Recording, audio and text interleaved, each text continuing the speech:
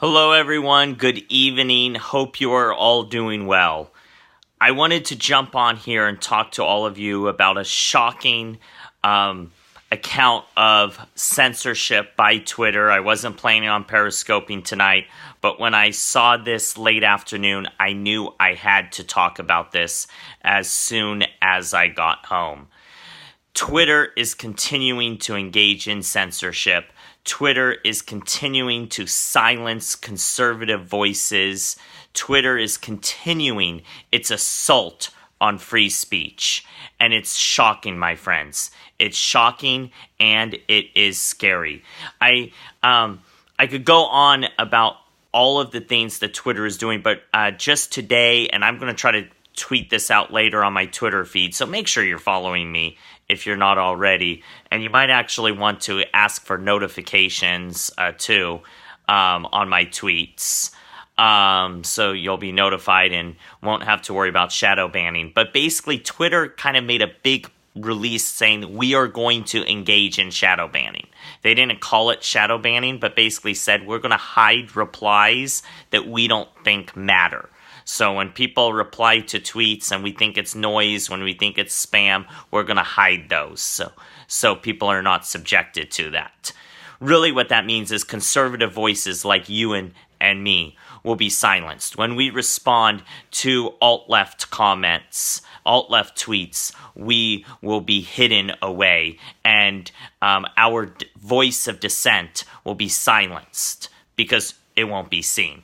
They don't have to ban us from Twitter. They can just shadow ban us so our tweets aren't seen. It is ballsy. I completely agree. So what happened to Ashton and Whitty? So Ashton Whitty, otherwise known as Ashton Birdie, I've talked about her here and there. She's awesome. She does a lot of good work. I don't agree with everything she says or everyone she affiliates with. But she's doing an amazing work talking about liberalism, talking about the culture wars. She's in her early 20s. She grew up in Berkeley, and she's conservative. And she has paid a major price when she came out as a conservative. Her family has condemned her. Many of her former friends have harassed her. She has been attacked and targeted and doxxed by Antifa simply for being a conservative in Berkeley. And it's absolutely repulsive. So she had about 30,000 Twitter followers before today. 30,000. That's a pretty good following, if you ask me. What happened today was Twitter says her Twitter account was hacked, but she noticed that something was going on because she was getting less engagement on her tweets than she normally did. And then she couldn't get into her Twitter account. Education crew, thank you for inviting people. I appreciate that. So she couldn't get into her Twitter account. She goes, this is interesting. Then her Twitter account was deactivated. She spent time with Twitter support. She regained access to her Twitter account. And when she regained access to her Twitter account, her followers had gone down to a few hundred. A few hundred, my friends. 30,000 down to a few hundred. She basically had a tenth of her followers. 90%, almost 90% of her followers disappeared.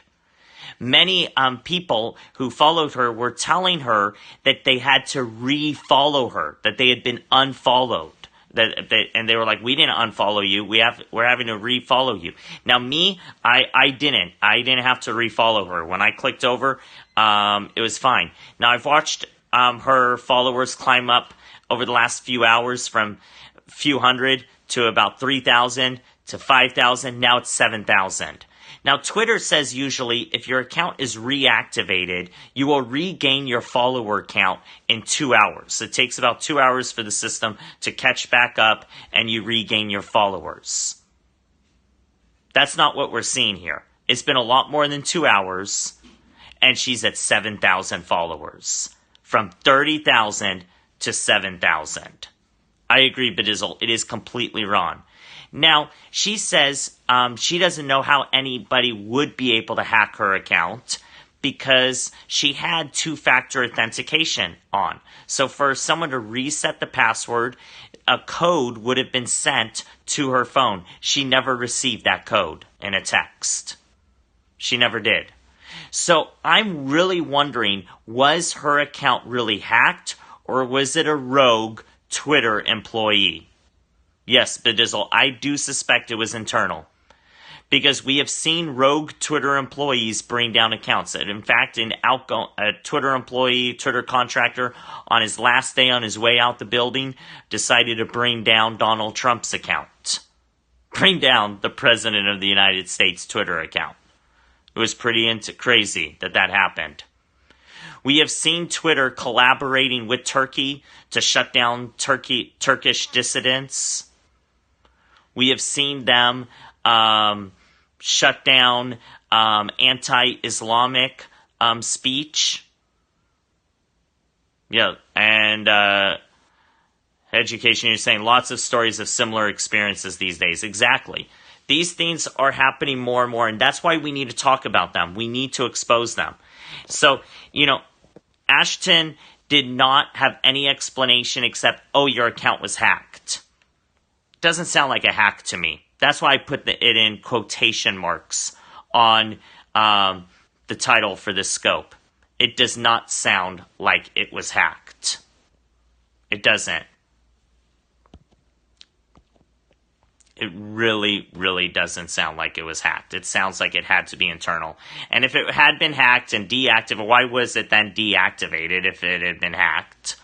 And then if it was hacked and deactivated, why doesn't she have her followers back? What sparked this? Is it because she's doing more work with InfoWars?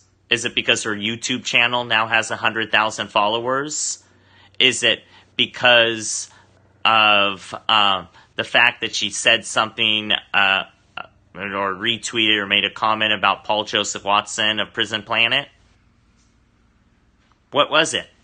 There wasn't anything explicit, particularly objectionable that she said right before this. So what sparked this? Is it because she's a conservative? Is it because she says things that are unpopular? Is it because she says things that go against the globalist agenda? I don't know. I don't know what sparked this. But if it happens to Ashton, it could happen to anyone. It could happen to anyone. What happened to Ashton, what happened to Tommy Robinson, can happen to any of us. So what do? We continue to speak. We continue to use our voice. We continue to get our message out there, my friends. We continue to fight. Social media is the town square. It's the modern town square.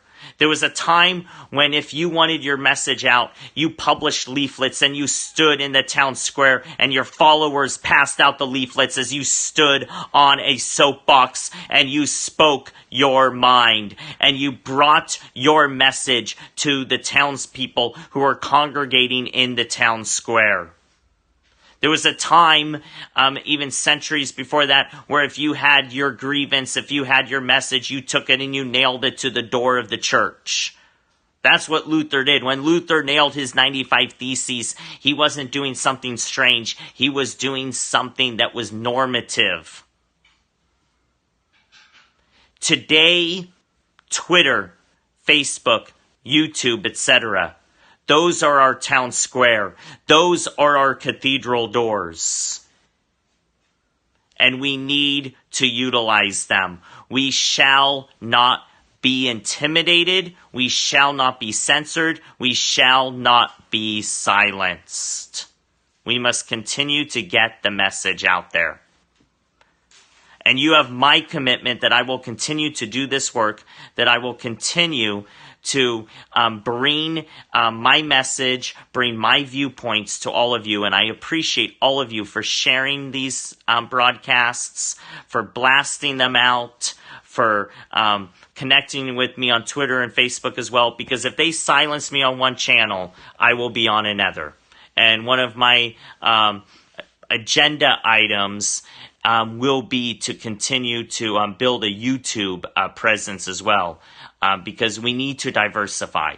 We cannot be on one platform. We have to have a cross platform presence. That way, if anyone silences us, we can pop up again.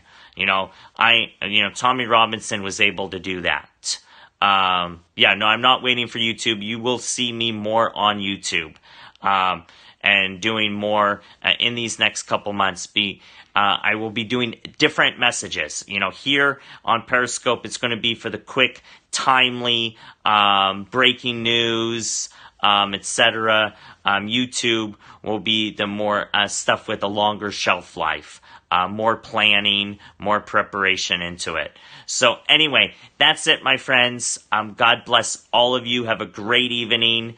Follow me on here if you're not already following me. Follow me on Twitter. Go over to Ashton Whitty. Go on to Ashton Birdie's Twitter and follow her on there. Show her some love tonight.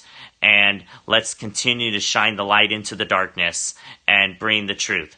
And I completely agree. If I did commit to daily YouTube, it could grow fast. I want good stuff, But anyway, God bless all of you. Have a great evening, and I'll talk to all of you again very soon.